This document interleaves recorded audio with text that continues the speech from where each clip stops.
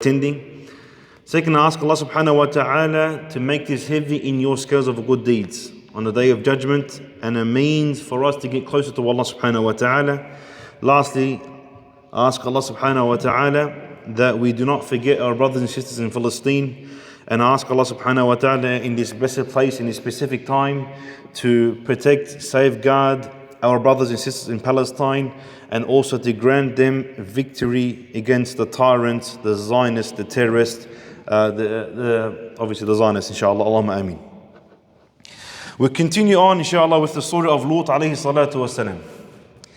And the first part, the first lesson, we discussed a fair bit. And usually, as I mentioned last week, the Prophet's story, Lut alayhi salatu wasalam, in specific, Hud and Salih, they're quick. They usually, you spend no more than 45 minutes on each story and you move on, because they're very, very similar.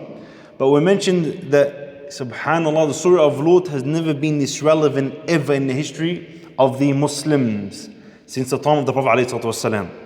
Because we've seen this agenda being pushed in a way that you and I can't even imagine. So we discussed the Australian laws of what we can and can't do.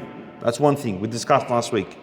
The other thing is we spoke about the origins of Prophet Lut ﷺ and how he's related to Ibrahim ﷺ. We also mentioned the amount, the percentage of those who were, subhanAllah, following these actions of homosexuality, and their time and our time.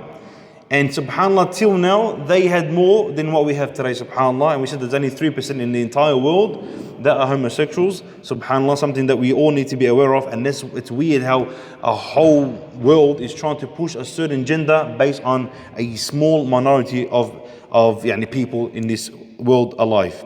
And we also mentioned that this way, if people were following this path, how there is an end to humanity. There'll be an end to humanity, because it's very unnatural. We also spoke about, subhanAllah, the other crimes they did. And lastly, we spoke about, and this is very important, how the prophets that come to Lut ﷺ, before they came to him, they went to Ibrahim ﷺ, and one of the questions was, Ibrahim asked the angels, which was Jibreel, Mikael, and Israfil, 3 angels. They asked him, Ibrahim ﷺ asked the angels, would you punish a nation if there's one Muslim? And the answer was no. The answer was no, and I mentioned that this day and age is completely different. In this day and age is completely different, based on a hadith of the Prophet ﷺ, where he says, إِذَا كَثُرَ الْخَبَثِ, when all these evil, immoral acts are in huge numbers, then yes, the good and the bad will be destroyed. If they are good, they enter into Jannah. If they are bad, then to hell with them, bi'idhnillahi azza wa jal. Why is this so important? Because inshallah, towards the end, or throughout today's lesson, you will realize why this is actually, this part where Ibrahim ﷺ asked the angels is very important, subhanAllah. After they finished from Ibrahim ﷺ, they went to Sadom in Jordan. They went to Qawm Lut. They call it in English Sadom, Sadom. They went to him, and before they get to Qawm Lut, before they actually get to the house of Lut alayhi salatu wasalam, they see the 2 daughters of Lut alayhi salatu wasalam. And it was, Allahu A'lam, it was at night, and no one else saw these 3 men, because the angels, they change into the form of human beings, 3 men. So when the daughters saw them, and the daughters knew that, hold on, you don't know where you're coming, this is a dangerous place for people like you, they rushed them to the house of Lut alayhi salatu wassalam. As I said, there were three of them. The narrations are, there's no doubt that Jibreel was there alayhi salatu wassalam, and you'll know why soon. And the other 2 was Mikael and Israfil. These are 3 angels that came and paid the visit to Lut alayhi salatu wassalam. Why is this so important? Is that they looked beautiful. Number 1 is, where are they going to? They're going to a village where, if you are good looking and you're a man, you're in danger. That's how bad it was there. And no one else in the entire world in that specific time and before did that immoral act. No one else. So when the daughters of Lut alayhi salatu wasalam saw these 3 men, For their own safety, come, please. There's only one safe house in this entire village. Come to my father, Lut alayhi salatu wasalam. Because if the men in Qawm Lut were to see these three men, they won't ask politely. They won't ask politely. No one else does it. It's only those people in those specific areas and in that specific time ever did it. So they won't ask nicely, come in to me, come on to you. No, they would literally attack them, belt them, any man that was to enter this village. They will attack them, steal from them, and then they will rape them. It's not consent. They will actually physically rape them and do what they have to do. That's something very important, inshallah. So for their own safety, the daughters rushed them to the house of Lut alayhi salatu wasalam. Lut alayhi salatu wasalam sees the three men who looked in this beautiful, mashallah, appearance. Just something that we need to be aware of is the angels, when they take form into humans, which we won't see, but when they did take form into humans, they actually looked very nice and very appealing, amazing. And they had, because there are different beings, so they looked really, really well. Different to the jinn. When the jinn were to take into human form, they would look frightening, disgusting, and filthy. That's the difference. Subhanallah. Even if they were Muslims, they would look scary. Even if the jinn were Muslims, they would look frightening. And just for the record, the jinn, they would change into four things. Human beings, they would take a form of a black dog and a black cat, very dark. You can't see, the eyes aren't colored, nothing, just full blackness, and a snake. These are the four that is worded, that has been mentioned in the hadith. So they enter this house. They enter the house of Lut alayhi salatu wasalam, and they don't tell him nothing. They don't tell Lut alayhi salatu wasalam nothing. He sees them. Lut alayhi salatu wasalam said to himself, oh my God, what am I going to do? ولما جاءت رسلنا لوطا سيء بهم وضاق بهم ذرعا وقال هذا يوم عصيب. See, the ones that don't know, the ones that have not read the tafsir, is they would read this verse and they will interpret it this way. They would interpret it in a way where Lut alayhi salatu, when he saw the three men who were angels, he said to himself, oh, this is going to be a terrible time for my village, my nation, Sadom. It's going to be a punishment. And this is incorrect tafsir. This is an incorrect tafsir. Just quickly, inshallah. Allahumma sayyiban nafi'a is the dua when the rain falls, inshallah. And also the dua is accepted when the rain falls. So please don't forget your brothers and sisters in Palestine. Make dua for them, inshallah. Allah subhanahu wa ta'ala grants them victory. Allahumma ameen. So that's the interpretation. This is wrong. That Lut alayhi salatu wasalam saw them and he knew they were angels. That's wrong. Even according to the verses, you would find out if you were to read it, that this is incorrect. He did not know who they are. But what he did, subhanallah, he was scared, agitated, and frightened for their own safety. For the safety of these three men. وَهَذَا يَوْمٌ عَصِيبٌ. And this is a terrible day, is because how is he going to protect them? How is he going to protect these men? They are visitors in Islam. There are certain rules when you have a visitor. You have to look after them. You actually have to fight people to protect them. And he's saying to himself, I'm by myself. How am I going to protect these people? If my people would find out that, subhanallah, there are three beautiful men in my home, I'm not allowed. So now they've taken control of Sadom. They've taken control. These criminals, these pathetic people took control. And they said in another verse, أَوَلَمْ نَنْهَكَ عَنِ الْعَالَمِينَ. Did we not prevent you from allowing anyone to enter and exit your home without our permission? So in other words, subhanAllah, put things into perspective. Whenever people have power, or certain people have power, it's based on their rules. The world changes to what suits them. Now we understand what is happening today. Right? Does that make sense? Hopefully. So subhanAllah, he was worried about them. And these three men did not say a word. Even when he was to put diyatha, when he was to put drinks or anything, they would not eat. Nothing at all. ضاق بهم ذرعا وقال هذا يوم عصيب.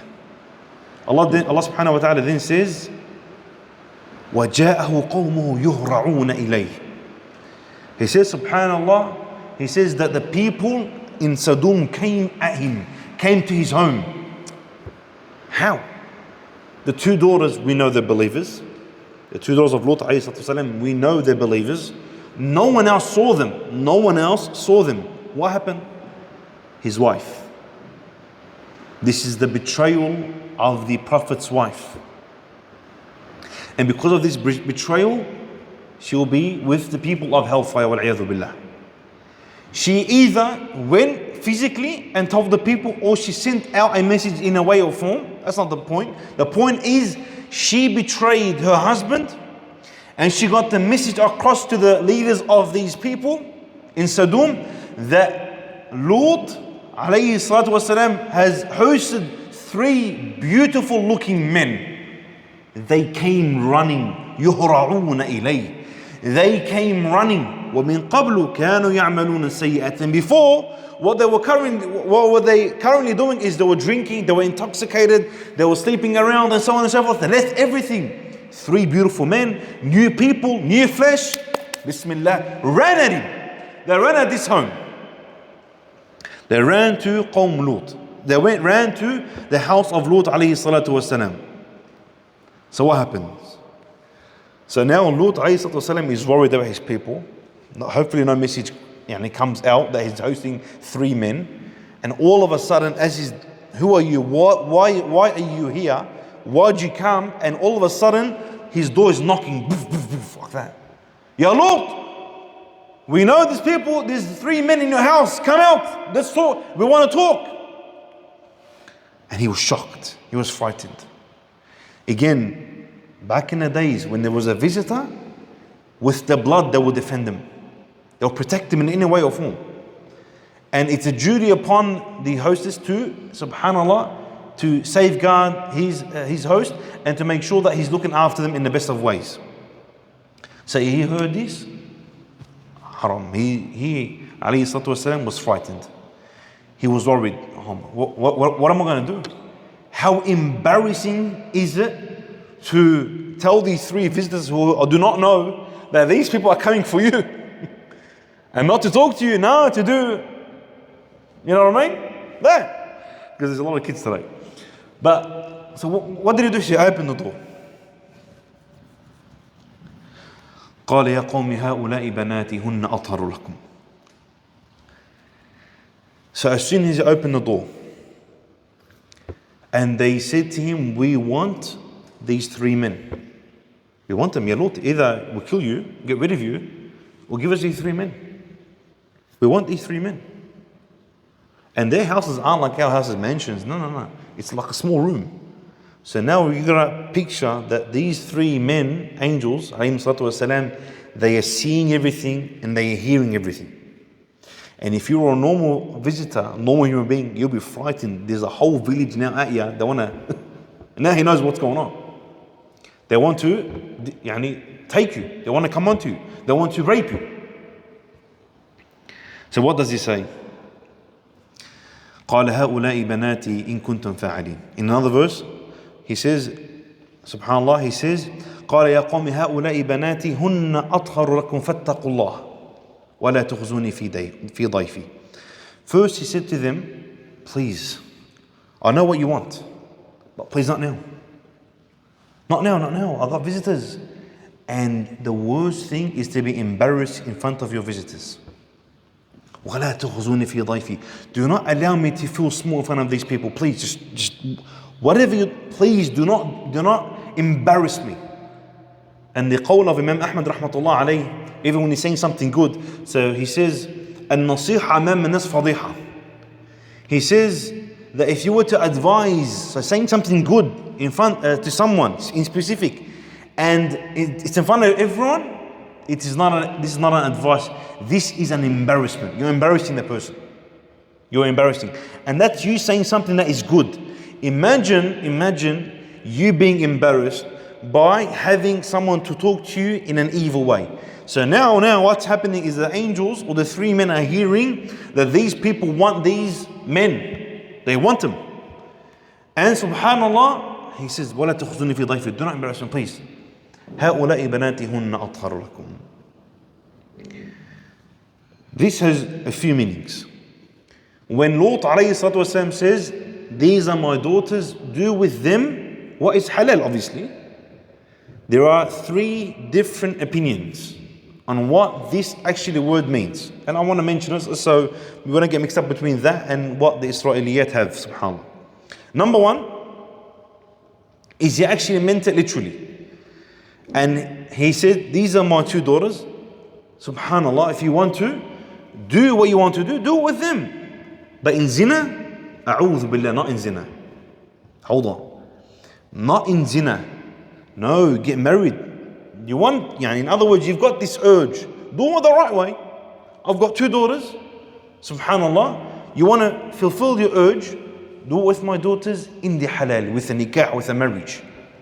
Because what happens is people say that, look at Lut, he gave in his daughters. Hey, cheap, this is wrong. This is haram to even think and believe that way. So subhanAllah, and what his intention was subhanAllah, he presented them in marriage. And you might say, but hold on, they're kuffar, they're disbelievers. Yeah, back in the days it was allowed. Even the Prophet ﷺ, his two daughters, before the ruling came down, his two daughters, Kulthum and Ruqayya, were married to polytheists, to mushrikeen. Today, haram. Yeah? Okay, I get these phone calls always as a marriage celebrant. Brother, I want to get married to this guy. To the Muslim, I ask the girl, she's Muslim. Is he Muslim? Nah, he's thinking about it. When you embrace his name, call me. Anyway, it's another thing for another time. So he did not mean it as in zina. He meant it as a full aqad shar'i, full Islamic contract to get married in the right way. The second is that subhanallah, and just the first one about his own daughters, he was actually trying to marry them off to the leaders of that tribe. So when the leaders see that, when the leaders who are in power are, alhamdulillah, happy, content, they'll tell the rest, khalas, move away. That was the thing. The second opinion is that it's not his real kids. He didn't mean the two daughters, his real two daughters, no. What he meant is because all the prophets, the people in that nation are like his sons and are like his daughters. The people in the nation are like his sons and like his daughters. And we see it, and if you were to study Sharia, you see the Shaykh was saying, Yabni, oh my son, and Yabinti, and oh my daughter. They always say these words. It's just a norm thing. So he didn't mean it literally. He just said, there's women in his village. You want to fulfill your urge? Go do it with them. Go and get married to them. And this is stronger than the first. The third one, he said it indirectly. What do you mean? So I'll give you an example, and this is how you understand it this way. He didn't mean it directly. What he meant is, if subhanAllah, if you know someone that he respects you, even though he's not the best person, but he respects you. Like he respects you. This person is hitting another person. He's hitting him. Physically hitting him. And then you know certainty, without any doubt, that subhanAllah, if you were to tell him to hit you, he won't hit you out of respect. So you come up to him and you say to him, khalas, please don't hit him, hit me. Like hit me instead of him, stop hitting him, haram, hit me. But you know without any doubt that this person won't do that to you. Whether it's out of fear, whether it's out of respect, or whatever reason it is that he won't do it. And this is the most correct opinion, based on the other verses from the Quran. This is the most correct opinion. So this opinion is that Lut A.S. said it, khalas, stop, don't embarrass me in front of them, don't do it to his visitors, do it to my daughters, whether it's his literal daughters or the daughters of the village. But he knows, Lut A.S. knows that they won't do it, they won't accept it. It was like the last resort. And that is the most correct opinion. And this reminds of the story of Sulaiman A.S. when he was the judge, King Solomon, our Prophet A.S. Two women came up to him, both having the same claim that this young baby is their son. How are we gonna know? How is it your son? Oh, this is that. That's her evidence. How is it your son? Oh, this is my evidence. And they're both pulling the baby and they're both saying that this is my son. So what does Sulaiman A.S. do? He says, to his guard, he goes, give me a sword, cut him in half, cut the baby in half, one for you and one for you. Half for you. طيب? So the real mother says, no, it's not my son, it's her son. So Sulaiman, as being wise, obviously said, it's not your son, it's your son, the one that gave in. Why?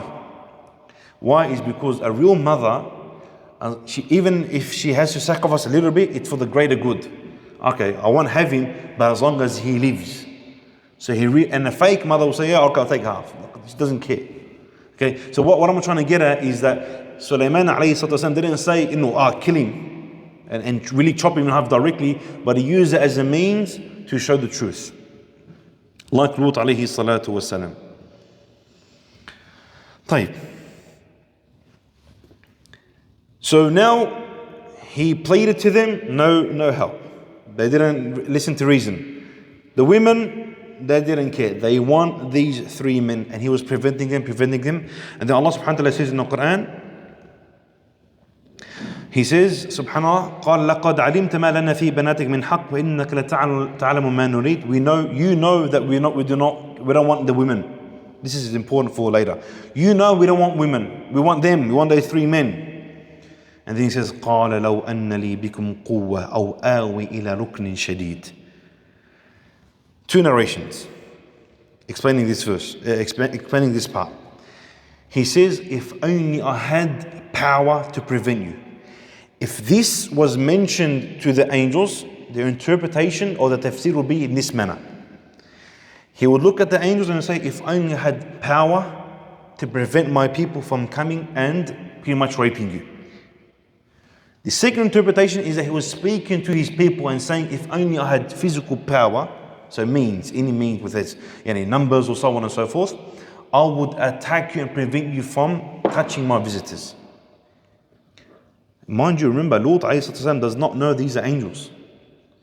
And on the first interpretation, this is not, don't think that this means that he forgot about Allah subhanahu wa ta'ala, no.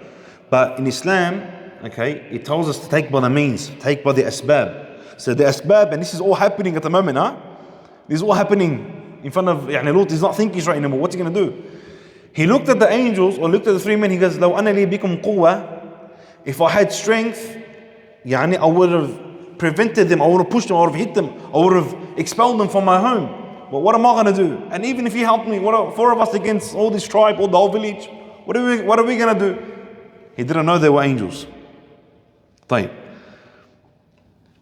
There was a two interpretation. But the most important thing is that he wanted some sort of strength at that moment.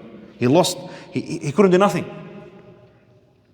So subhanallah, أَلَيْسَ مِنْكُمْ رَجُلٌ رَشِيدٌ. Allah says, another verse, he says to the people, isn't there any one of you, just one, that is sane, that is clean, just one of you. One of you be on my side, just tell you people, Arakhas, leave him, these people leave him. Just let these three men go. أَلَيْسَ مِنْكُمْ رَجُلٌ رَشِيدٌ. ما في حياة, ما في شيء, nothing there. Not one person in the entire village stood with Lut alayhi salatu wassalam. Subhanallah. Now so now there's a lot of information happening, yeah? So let's put things into perspective for a moment. Let's put things into perspective. The two daughters of Lut alayhi salatu wassalam, they saw these three men. They rushed them to their home. No one saw them, in secret. No one saw them. Now they are there, and Lut is frightened. He's worried. He's all over the place. Doesn't know what to do. Then he finds out his wife betrayed him. Wallah, and I want my brothers and my sisters just to put ourselves in that situation for a moment. What would you do? I don't have an answer, but you might have an answer.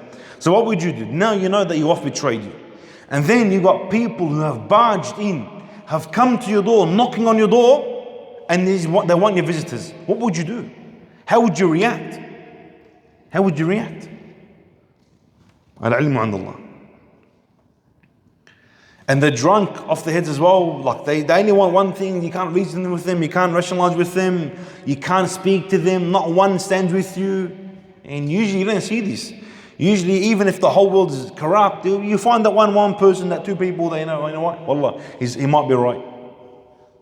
But in this qawm, in this village, Sadom, not one. So what happens? Now Lut ﷺ, he sees these three men. They've heard everything. They've witnessed everything. Literally, there's a whole village outside of men that wanting to come and take these 3 men. And what are they doing? Just sitting down, relaxed. Not a worry in the world. So Lut A.S. looks at him and goes, what's going on? Nothing. Like, they're coming to kill you, they're coming to rape you, they're actually going to come to rape you. Not a worry in the world. They barge into this house. They barged in, khalas. Now he's pushing the door. Lut A.S. They open the door with force and they come into the house. One of the men stands up tall, and they just look at him. We got the whole village, which is Jibreel alayhi salatu wasalam. And in one of the narrations, he gives him an elbow to the face. Full elbow. One of the leaders of Sadom. Another narration was the shoulder, just to be fair. He hip shouldered him. فَطَمَسْنَا عَلَىٰ عَيُونِهِمْ. That person became blind. Everyone looked. What I mean, just one elbow and these people, he's blind? They got scared and they like, you know what, you're retaliating, Ya Lut? You're retaliating? No problem. No problem. We're going to get all our weapons, and every human being that is on Sadom will come in to kill you all. We don't want you guys anymore. We don't want the desires. We want to kill you now. Lut A.S. looked at him and he says, what'd you do? If they were to do this, all right, we're still alive, but now you've caused a war. He says, Allah subhanahu wa ta'ala says in the Quran, قَالُوا يَا لُوطْ إِنَّا رُسُلُ رَبِّكَ لَن يَصِلُوا إِلَيْكَ إِنَّا رُسُلُ رَبِّكَ لَن يَصِلُوا إِلَيْكَ. Then they confess and they say, oh Lord, we are messengers from your Rabb, from Allah subhanahu wa ta'ala, and we promise you they will not be able to defeat you. They will not be able to reach you. Now he knows that they are the angels of Allah subhanahu wa ta'ala. ضاق الأمر فجاء الفرج. Things came tight, things became difficult. You couldn't answer, I'm pretty sure, and I couldn't answer and you couldn't answer. What would you do in that situation? No answer came to mind that can work. When the thing became you have no other choice, there's no choice at all. جاء الفرج. The victory and the relief will come from Allah subhanahu wa ta'ala. And this reminds you or not of what is happening in Palestine. Please. The world that Allah subhanahu wa ta'ala and the laws that are put on this earth is the same. It's never changed. It's the same concept. It's the same concept. There has to be some sort of difficulty. There has to be some sort of hardship until relief comes, until victory comes. And مَعَ الْعُسْرِ يُسْرًا. Indeed, after difficulty comes ease. He said it twice. After difficulties comes ease. We were never to get relief and then difficulty. That doesn't work. We have to go through a hardship and then victory comes. And then victory comes. That's the law that Allah subhanahu wa ta'ala has put on earth. So the harder the time you and I are living in, the closer the victory is coming. Wallahi al-azim. Have trust, hope and confidence in Allah the Almighty. Have trust in Allah subhanahu wa ta'ala. I have to take a pause just for a moment. I have to take a pause for a moment. I'm getting people, sisters and brothers, young and old, are saying these words. I'm losing hope. Some saying I've lost hope. Some are doubting Allah. Uqsimu billah, in the past month. Maybe 4 or 5 people. In the past month that I know, people, Muslim sisters and Muslim brothers are saying, brother, is Jannah and hell there? Is it real? Is Allah subhanahu wa ta'ala real? Wallahi, these are the questions that are being thrown into the youth. These are the questions. When you're seeing the videos and you're seeing the oppression that's all over the world, people are now trying to doubt Allah subhanahu wa ta'ala. And I'd say the reason is because we don't have ilm, we don't have knowledge. We don't have knowledge. Wallahi al-azim, I say it, and if I've offended anyone, don't take it as an offense, but take it as an advice. And this advice for myself first. I need to study more. I need to improve. I need to get stronger and closer to Allah subhanahu wa ta'ala. This is for me. No more. I care about myself before anyone. So this advice is for me. Wallahi al-azim, from the bottom of my heart. But people are falling into doubt. It is because they don't know who Allah subhanahu wa ta'ala is. I just tell you, for those who have been following this series from the get-go, this series, Qawm Nuh, was he in power, then became weak, and then he got victory? No, he was weak. His followers were poor, they want nothing, then he got victory. Qawm Hud and Qawm Salih, which are same, were they in power, then they got victory? No, they were weak, and people who were against them were physically strong. Military forces, you want to say. They controlled the villages and the towns and the qawm and the nations. What happened to them? They were strong, then they got defeated. Qawm Lut, they were like criminals, like a full mafia, controlling the whole Sadom. Everything, no one gets in, no one gets out without their knowledge. They would rob them, they would rape them, they would everything. What happened? Victory came. My brothers and my sisters, please read. It's never been the opposite way. It's always been weakness, then victory. It's always been difficulty, then relief. Wallahi, each day that goes past is only a day closer to victory. Wallahi al-azim. With full yaqeen, with full confidence. Even if the war was to stop right now. If the war was to stop right now, wallahi, look at really who won. Put your emotions aside for just a moment. It's hard. I know it's hard. But put your emotions aside for a moment. What has happened in the past month? In the past month, what has happened? How many Muslims have come back to the deen? How many Muslims have come back to Allah subhanahu wa ta'ala? How many Muslims have come back to the masjid? How many non-Muslims have read the Quran? Never ever they've opened the Quran and they thought we were terrorists and we're all this stuff, and then they are seeing what is actually happening now, and they've woken up. How many people have embraced Islam? How many people have embraced Islam? There's casualties, no doubt. But wallahi, إِنَّهُمْ يَعْلَمُونَ كَمَا تَعْلَمُونَ. They feel the pain that you are feeling, and worse, because they are fighting. What cause do they have? What purpose do they have? As for our martyrs, Jannah, paradise. Ahya, alive with Allah. Alive with Allah subhanahu wa ta'ala. عِنْدَ رَبِّهِمْ يُرْزَقُونَ. As for the ones who are injured and casualties and everything that is happening, wallahi, patience, my brothers.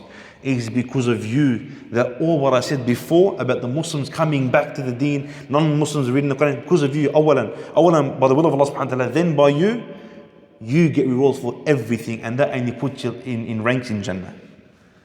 عَجَبًا لِأَمْرِ الْمُؤْمِنِ إِنَّ أَمْرَهُ كُلَّهُ لَهُ خَيْرٌ. How strange is the situation of a believer that everything that happens to him, there's khair in it, there's goodness.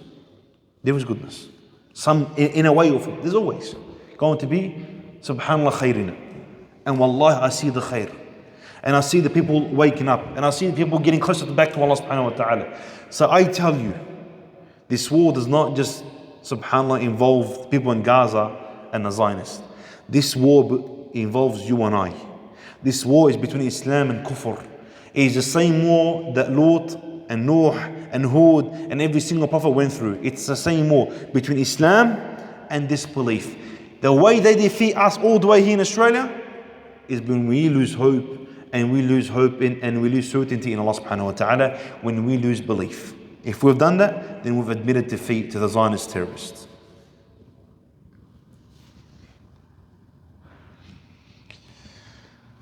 The angels say to him, فَأَسْرِ بِأَهْلِكَ بِقْطَعٍ مِنَ اللَّيْلِ وَلَا يَلْتَفِتْ مِنْكُمْ أَحَدٌ إِلَّا امْرَأَتَكَ إِنَّهُ مُصِيبُهَا مَا أَصَابَهُمْ إِنَّ مَوْعِدَهُمُ الصُّبْحُ أَلَيْسَ الصُّبْحُ بِقَرِيبٍ.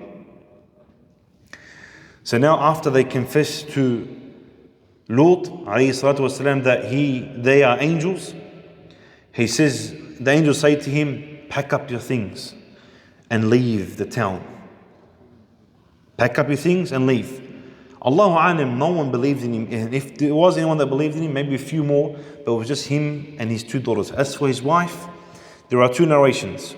The first narration is that she left with them, and he says, the angels say, وَلَا يَلْتَفِتْ مِنْكُمْ أَحَدٍ, and none of you turned back, and she turned back, and then the punishment took her, which is the weaker narration, believe it or not. The second narration, which is the stronger, is that she wanted to stay. She stayed on this belief. She actually agreed to the acts that Qawm Lut were doing. She actually agreed to this. So that's how she betrayed him. That's how she betrayed the Islam, and she betrayed her husband Lut alayhi salatu wasalam, and disbelieved in Allah subhanahu wa ta'ala. She was actually a kafra. She was a disbeliever in Allah subhanahu wa ta'ala. And that's the stronger opinion of Allah ta'ala alam. So they left. فَأَسْرِ بِأَهْلِكَ بِقِطْعٍ مِنَ اللَّيْلِ. He says, Jalla Jalaluhu in the Quran, now there's a dialogue between Lut alayhi salatu wasalam and the angels. He says, subhanallah, he says, أليس الصبح إن موعدهم الصبح أليس الصبح بقريب. So the angels say to Lut that their appointment is in the morning. So their punishment will come in the morning. And then he says, Allah subhanahu wa ta'ala says in the Quran, أليس الصبح بقريب. Indeed, the morning is near. So what happens here? The Mufassirin have said, those who interpreted the Quran have said, it is as if, khalas, he can't stand them. Lut alayhi salatu wasalam says, why in the morning? Punish him now. Now, Ya Rab. Please punish him now.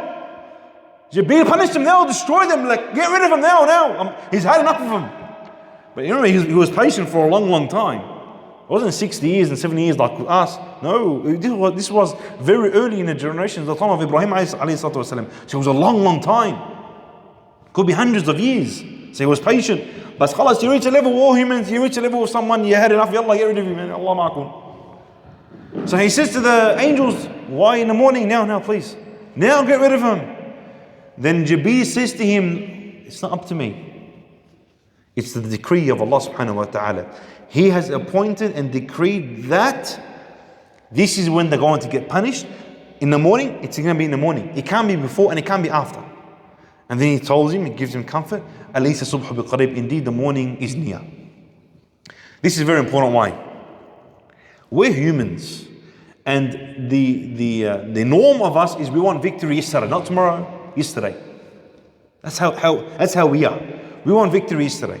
So what is happening with Palestine, and I always try my best to make the topic relevant because it is relevant. What has happened is happening now. Okay, what has happened before is happening now, and it will happen. Bidnillahi Azza wa Jal. Is that my brothers and my sisters who are losing hope, saying, isn't Allah subhanahu wa ta'ala seeing all this? Isn't Allah subhanahu wa ta'ala seeing all this oppression? Why doesn't He just destroy them? Allah subhanahu wa ta'ala has destroyed Qawm Hud and Qawm Salih with an earthquake, or a cyclone like Qawm Nuh. And just kun fayakun, be and it will be. And it is, He can. But Allah subhanahu wa ta'ala has decreed something. Say in a certain year, this is when Palestine will be liberated again. It could be, what are we now, 2027, 2028, 2030, 2050, Allahu Alam. 2050, could be. Allah knows best. But it will happen when Allah has decreed it will happen. What's my job and your job? My job and your job is to be ready for that moment.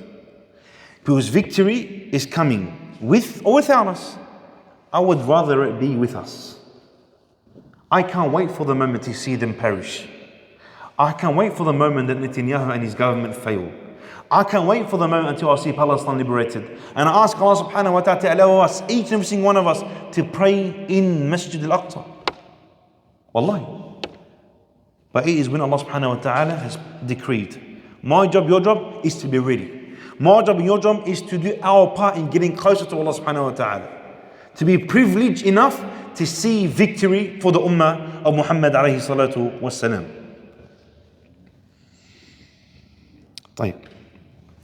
The punishment that took place, Allah subhanahu wa ta'ala says in Surah, subhanallah, in Surah Hud, فَجَعَلْنَا عَالِيَهَا سَافِلَهَا وَأَمْطَرْنَا عَلَيْهَا حِجَارَةً مِّن سِجِّيلٍ مَنْضُودٍ.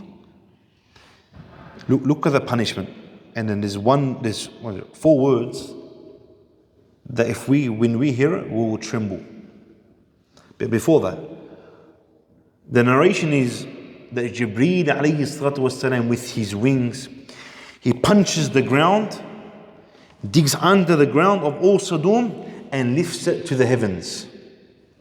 Literally lifts it with one wing. Look at the might and the power of an angel. What about Allah subhanahu wa ta'ala? Hold on. Lifts it, the entire land, lifts it up to the heavens. Some narrations say that even the people of the heavens hear their scream and the dogs barking. That's how close. فَجَعَلْنَا عَالِيهَا سَافِلْهَا. Then we flipped it, we turned it around and smashed it onto earth again. Did it finish? No. After that, وَأَمْطَرْنَا عَلَيْهَا حِجَارَةً. And then we rained upon this land.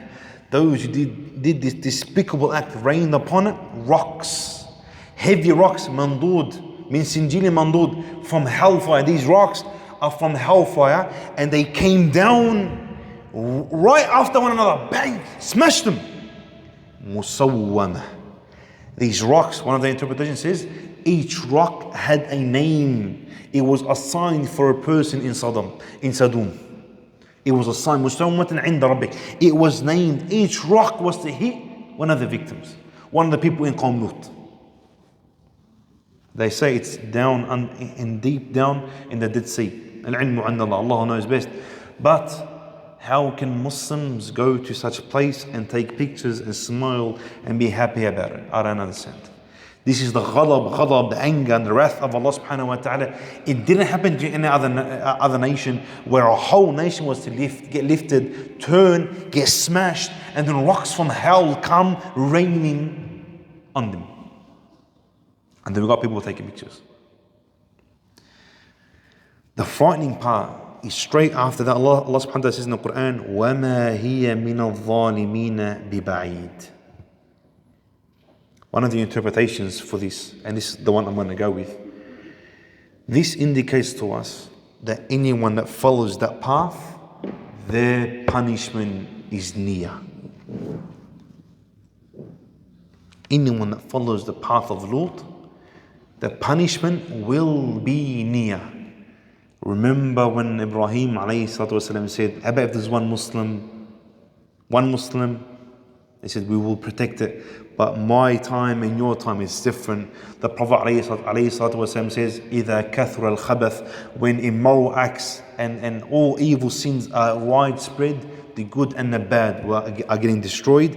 Subhanallah, if you were to look at the world now, it's never been this, subhanallah, filthy ever before. It's never been this level. And the earthquakes, yes, they're happening in the Muslim world, but they're also happening all over the world. The earthquakes, the cyclones, the corruptions, the leaders, everything is just gone in haywire. It's gone everywhere. And Allah Ta'ala alam, Allah knows best. This is because of the agenda they are pushing. And I ask Allah subhanahu wa ta'ala to protect us and protect our children and to keep us firm on this religion. Wallahi al-azim. But don't be surprised when you're seeing earthquakes in Melbourne, maybe in the past 3-4 months. We've never had earthquakes this amount. Yes, it hasn't been destructive, but it's close. It's happening. Your bed and my bed shook. We felt it. Allah knows best. These can be warnings, signs, just warnings. Just warnings. And you and I can improve. And you and I can get closer to Allah subhanahu wa ta'ala. So take it as a warning. And Allah knows best. وَمَا هِيَ مِنَ الظَّالِمِينَ بِبَعِيدٍ. That anyone, that the ulama have said, anyone was to follow these practices, then they will, subhanallah, get a very close punishment. A punishment is going to come very near. Maybe not as close as Qawm Lut, but it's coming. It's coming. SubhanAllah, today, it's the most it's ever been similar to Qawm Lut. It's not to their level as yet. Like I said, there was only 3%. But SubhanAllah, it's never been this amount. And the push is ridiculous. The push is ridiculous. Let me just explain something for you.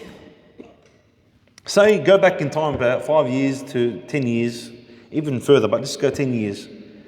And if a doctor, an old man or an old woman, okay, was to come on news, on social media or whatever, and say to you that this act is allowed and we should accept it in society and so on and so forth, would anyone listen to them? I tell you no. No one will listen to these so-called professors or anything. No one will listen to it. Or maybe let's just say maybe 1% listens to it, maybe 2%. But those who have an impact aren't the doctors. It's the influencers. It's the singers. It's the actors. It's who our kids are taking as role models.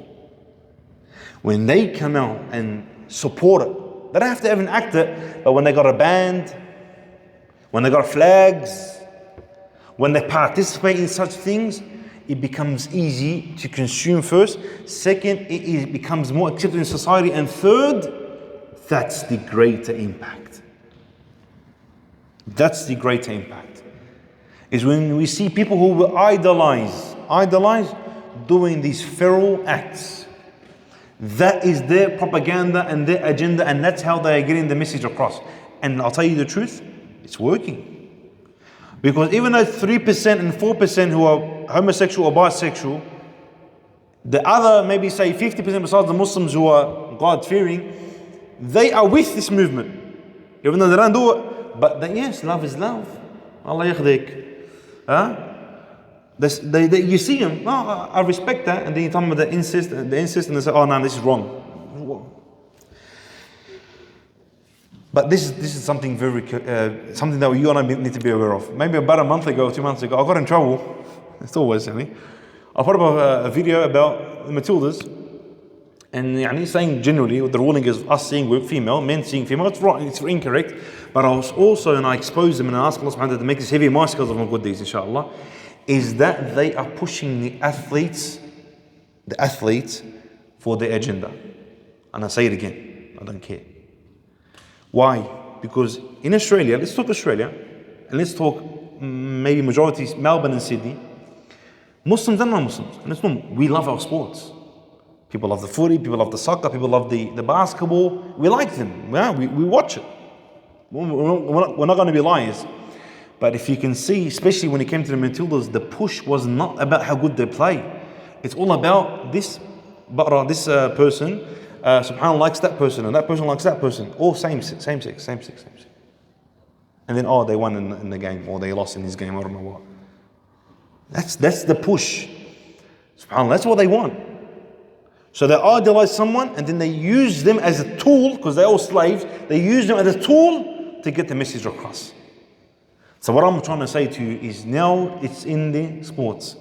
I tell you, and mark my words, the AFL player, the first gay AFL player that was going to come out, he will be idolized. He'll be idolized. Wait. The first gay AFL player will be idolized. Bear with me. But this is how they push their agenda, subhanAllah. But listen to reason. If everyone was to adopt this ideology and agenda, then society will come to an end. It will come to an end. Because 2 men can't bring a kid, and two women can't bring a kid. So just be careful who your sons and who your daughters are taking as role models. This is very important. The sicknesses of what is happening. How long do I have left? 26 minutes. Perfect, inshallah. So this might take long because I need to address a few things, inshallah. Bear with me. So some of the sickness that subhanAllah out there when it comes to same sex or homosexuality and bisexual people, even though they've taken off a lot of reports, but 46% of AIDS come from that. 46%, that's a huge number. 46% of AIDS come from same sex. Other sicknesses, approximately 60%, so general sicknesses. Also, according to their research, not me, this is not backed by Quran and Sunnah, but it actually decreases a human's age. So if you're homosexual, it decreases your age. So these are people that want to live a long time. Don't be homosexual, because according to you, your age decreases approximately 10 to 15 years, alhamdulillah. Allah yahna mankun. When it comes to animals don't do this.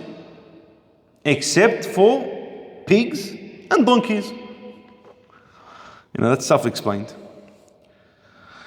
The punishment in Islam, okay, I can't get into too much detail of this one, but the punishment of Islam, generally speaking, in Islam, any relationship outside the nikah is forbidden. So even man and a woman, it's forbidden, let alone homosexuality.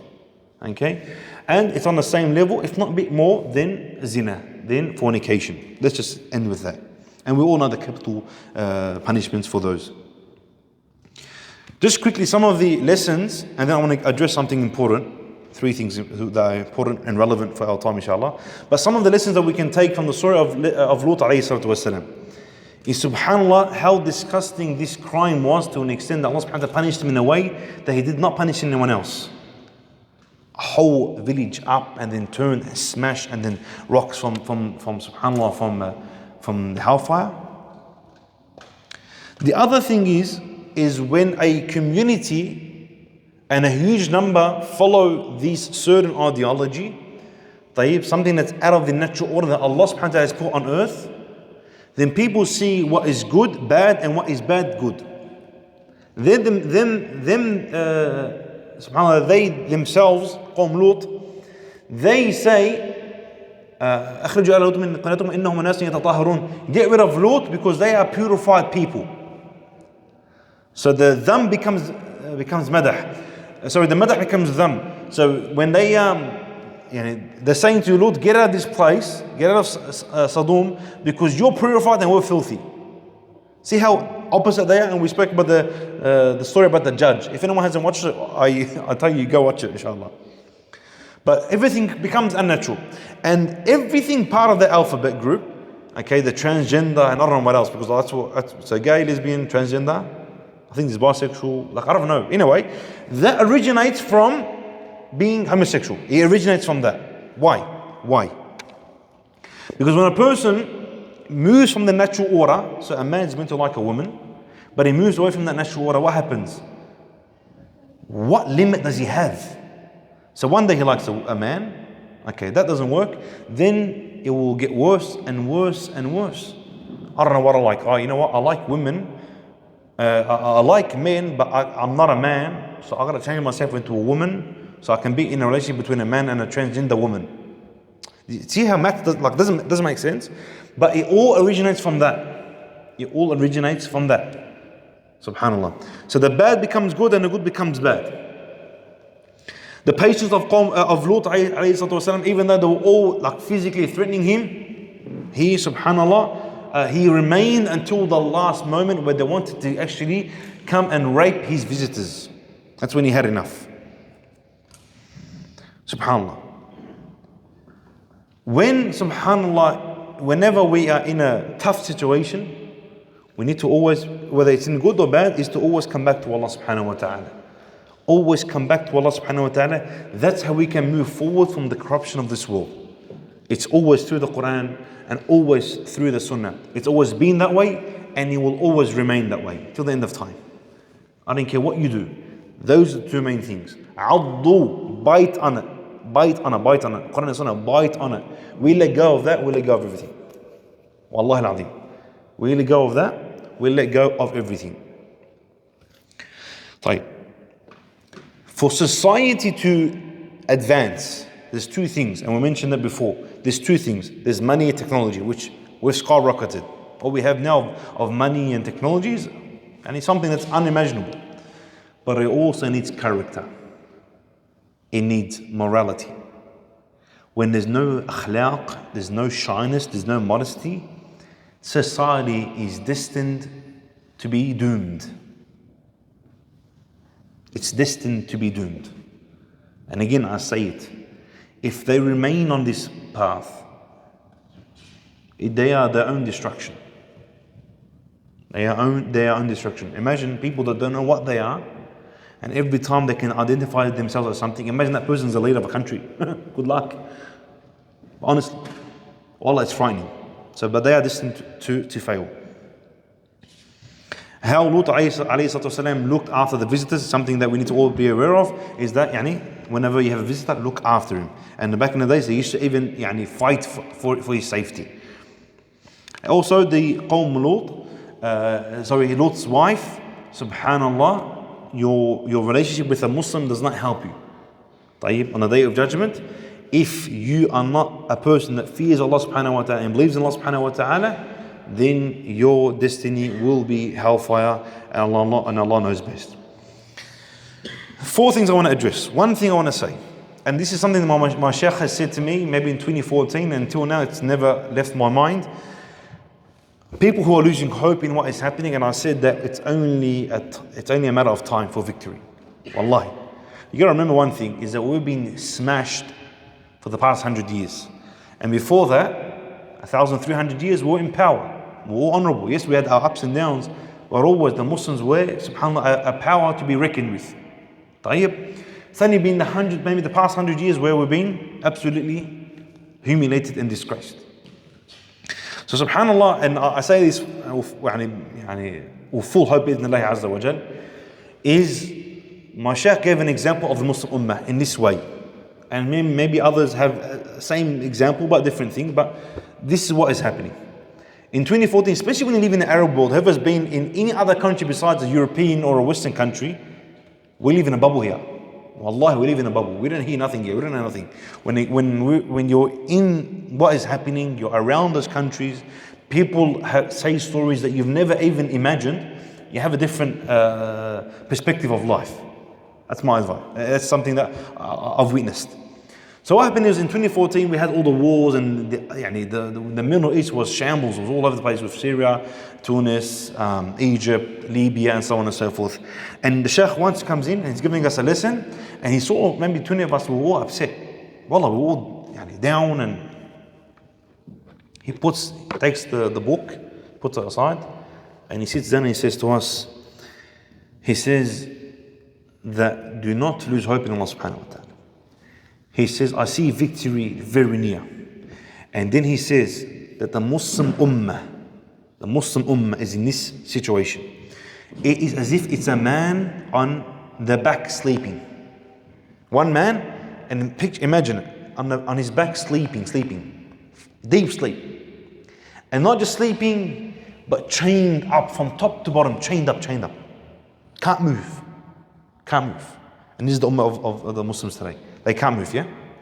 He says, I can see as if this man has finally woken up and pulled one chain. Say there's another 99 left, chains. But what does he mean by this? He means we're coming. He means people are coming back to the deen. His father did not know the deen. His son became a sheikh, and his son today, he's approximately 20 years old, is a sheikh and graduate from Islamic University in Medina. We're improving. Don't let the things you see online distract you from the reality that the ummah is waking up.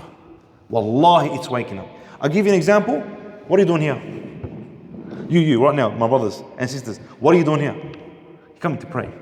You're coming to listen to the words of Allah subhanahu wa ta'ala and the words of the Prophet alayhi salatu wasalam. Why? No one paid you. I didn't pay you. No one didn't pay you. No.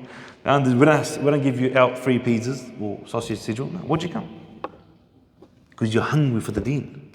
You want to get closer to Allah subhanahu wa ta'ala. You want to feel the presence of the angels that are here right now with us. You want the angels to make dua for you. You want the reward between Maghrib and Isha now. Maghrib and Isha, whoever says between Maghrib and Isha, as if they are praying. That's the khair of this ummah. Back in the days, maybe 90 years ago, they didn't know if anyone was a Muslim or not, except by saying, do you know the kalima? Do you know the word? What's the word? La ilaha illallah Muhammad Rasulullah. If you were to know just those words, then alhamdulillah, you're still on the right path. Now we got young people, tabarakallah, memorize the Quran at the age of 8, and the age of 10, some even younger. We have students of knowledge who, wallahi, I see this, no one sees this. Anyone that goes to Medina, I tell you, whoever's been there, go to just the Medina mosque itself. Literally the mosque, maybe first couple of doors, and then all the way till the end. And it's the whole width. From, say, the middle all the way to the end. It is massive. You have thousands of young boys memorizing the Quran, listening to lectures, memorizing mutun, memorizing books. Do you see that online? What do we see online? Just a group of 100 people dancing and being crazy. Don't let that fool you. Wallahi, don't let that fool you. Don't let that fool you. Wallahi al-azim. I tell you, go to Medina and go see that look, and then you know what victory is going to come.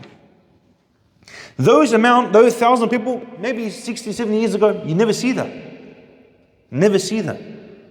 One of the sheikhs, subhanAllah, says, I think it was about approximately 40 years ago. 40 years ago, he's running his book in the muqaddimah, in the introduction, he says that today I see finally people waking up. The Ummah of Muhammad sallallahu alaihi wasallam finally coming back to the religion, becoming educated, learning the religion. Wallahi al-azim, just be patient. Just be patient. We love to hasten things. Just be patient. Do your part. Get closer to Allah subhanahu wa ta'ala, and wallahi, you'll see victory. Always remember that person, that man that is the ummah, lying down, he's woken up, he's broken that chain. And by Allah, since 2014 till today, 9 years later, I'm telling you, he's broken more chains. Not imagining, I'm seeing it. طيب. Just for the sake of equipping ourselves with a bit of knowledge, so we can refute such ideologies. Inshallah. Bear with me, I know it's a long one, but just bear with me, inshallah, it's very important. So we have people out there who are part of the scums of the earth, being hopeful, and now we're speaking a bit more reality. People who are scums of the earth, and they are huffaz, they've memorized the Quran. Scums, but huffaz, memorized the Quran apparently. Scums of the earth, and they put on a hijab, who have been out there, who have sold their identity, sold themselves just to make their bank account a bit bigger, who have said that Islam says you're allowed to be homosexual. And this is being implemented in the books. Even in Kaima, I think they had a book where a Muslim hijabi drawn says you're allowed to be this way. And then we tell them, what about the people of Lut, which is the biggest evidence? No. What do they say? They say, no, they weren't homosexuals. You've never read the book in the Quran, you don't know nothing. What did they say? They say they were criminals, rapists, they used to steal, but they never came onto men. No, what are you reading? This problem originates from one thing. I'll come back to it. This problem is originating from the sense of where even Mashaykh and Da'is are coming with this ideology that I don't need to look at the interpretation, the tafsir of the Quran and the Sunnah from the Salaf, from the three best generations. I don't need to look at that. I can invent my new ideology and my new school of thought. So when verses like this come, or any other verse that the mind can't understand, they have to find a ta'wil for it, something that will change so the Western world can approve of it. This is the most dangerous identity and push that we are seeing today in huge numbers. Wallahi al-azim. Why? Because what allows you to give these fatwa and say, oh, this doesn't mean that way, and all the Salaf, all the previous scholars are all wrong, they lived in a different era, is the same thing that these so-called huffaz, who have no idea about the deen, say that homosexuality is allowed. Why? Because they use the same concept. They interpret it not the way the Salaf did, but the way they want, so they can suit their own desires in this world. That's why we say stick to the Quran and the Sunnah, and the fahm and the understanding of the predecessors, the three greatest generations, the time of the Sahaba, the Tabi'in and Tabi'in, the three best generations. As soon as you move away from that path, you move away from everything. You've opened the door for devastation and corruption, and people can't even hold on to their religion because they've got no identity anymore.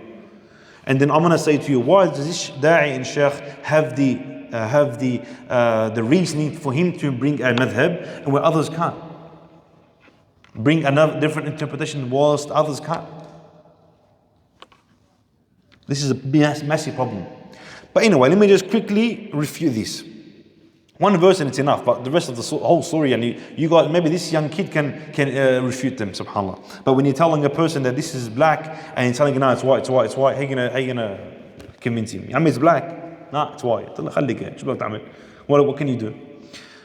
Allah subhanahu wa ta'ala says in the Quran, إِنَّكُمْ لَتَأْتُونَ الرِّجَالَ شَهْوَةً مِّن دُونِ النِّسَاءِ. So they use this verse as a means for them to say no, homosexuality is allowed. Which Allah subhanahu wa ta'ala says that people, you come at people, they use the word people, and Allah subhanahu wa ta'ala prevented you from doing this, which is rape here. For them it's rape. But if you know Arabic, alam, if you know how to read, it says, إِنَّكُمْ لَتَأْتُونَ الرِّجَالَ شَهْوَةً مِنْ دُونِ النِّسَاءِ. You are coming unto men with desires, so without the women. So in other words, you guys are claiming that Allah subhanahu wa ta'ala is preventing people from rape, and the Western world is happy that, oh, you're not allowed to rape, so now they're suiting their desires, the Western world's agenda. So they say, oh, Allah subhanahu wa ta'ala is beautiful, He says, do not rape. Ya Bani Adam, it says men only here. So what, you're not allowed to rape men, but you're allowed to rape women? And that's how you refute them. Clearly, nothing more clear. But subhanAllah, when the world's corrupt, everything that becomes clear becomes unclear. When the world's unnatural, following the unnatural instinct, that's what happens. He says, إِنَّكُمْ لَتَأْتُونَ الرِّجَالَ شَهْوَةً مِنْ دُونِ النِّسَاءِ. You are coming unto men with lust and leaving the women. So it is homosexuality. And end of story. The other thing I want to address, inshallah, wallah, this is very important, so bear with me, inshallah. We have the saying of this, and this is allowed, what you're saying is correct, but it's incomplete, where they say that a Muslim can have the thought of homosexuality, but so long as he doesn't act upon it, he's okay, he's free, he won't get sinned. This is correct, but it's incomplete, and I'll tell you what's incomplete. Because you got another group now with beards, big followings, will say it like this. They would say that if you have these feelings or emotions, you do not get sinned. Okay, you do not get sinned so long as you do not act upon it. But what they add is that you have these feelings can be created from Allah subhanahu wa ta'ala. Or you might be born into this world having these thoughts. So long as you do not act upon it, you're fine. These are words of kufr. So, words of disbelief. That's a big statement. These are words of disbelief, hands down. Why? Because when you're saying that this person can be born this manner, but so long as he resists it, he's fine, then you're saying everything against what Allah subhanahu wa ta'ala has told us and informed us in the entire religion. Allah subhanahu wa ta'ala has put all the rules and all the ahkam when it comes to man and woman. And whenever it came to same sex, they would, subhanAllah, He would show the punishment. And then Allah subhanahu wa ta'ala says, زُيِّنَ النَّاسِ حُبُّ الشَّهْوَاتِ مِنَ النِّسَاءِ. So what happens is that you, here in this verse, Surah Al-Imran, is that Allah subhanahu wa ta'ala has said it's a norm and beautified in the world where the man has feelings for the woman, and then He said other things like wealth and so on and so forth. He did not say feelings for a man has a feeling for a man, or a woman has a feeling for a woman. He did not say that.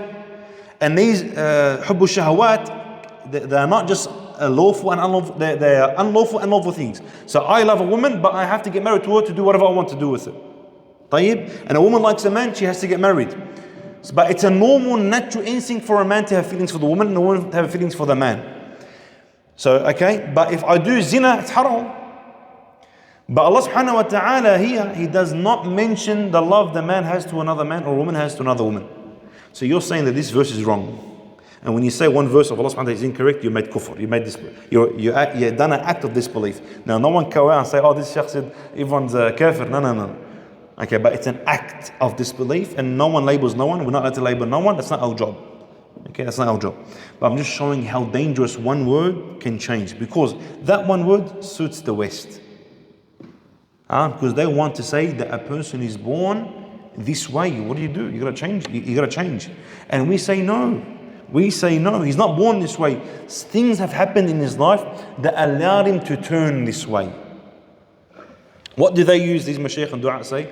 Well, the one that has these emotions, it's like the same one, because it's haram. It's the same one that has the lust and the emotions of, or the craving of taking drugs and being on weed and so on and so forth.